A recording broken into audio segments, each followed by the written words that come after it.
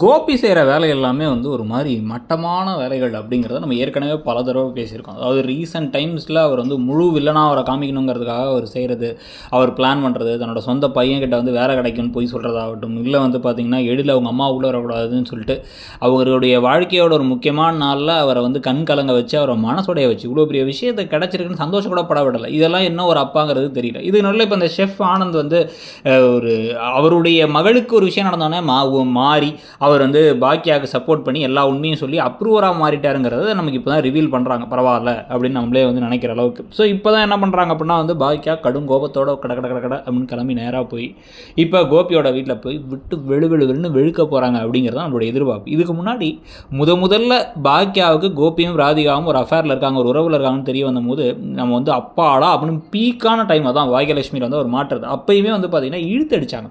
ரொம்ப நேரம் பேசிகிட்டே இருப்பாங்க, 4 நாளாக அந்த இடத்துல நின்று பேசிகிட்டே இருப்பாங்க, அந்த ஹாலில் நின்றுங்கிற மாதிரி இருக்கும். இந்த மாதிரி எல்லா ட்ராக்குமே சூப்பராக ஆரம்பிச்சு டபக்குன்னு வந்து ஒரு கட்டத்துக்கு மேலே நம்மளே போதும்பா முடிச்சிருங்கப்பான்னு இருப்பாங்க. அப்படி இல்லாமல் பர்ஃபெக்டாக நாளைக்கு ஒரே எபிசோடில் பேச வேண்டியதெல்லாம் கரெக்டாக பேசிவிட்டு என் கம்பெனிக்கு என் ஹோட்டலுக்கு லாஸ் ஏற்படுத்தணும்னு வேணே பண்ணி அத்தனை பேர் உயிரிலே விளையாடிருக்கார் இவர்.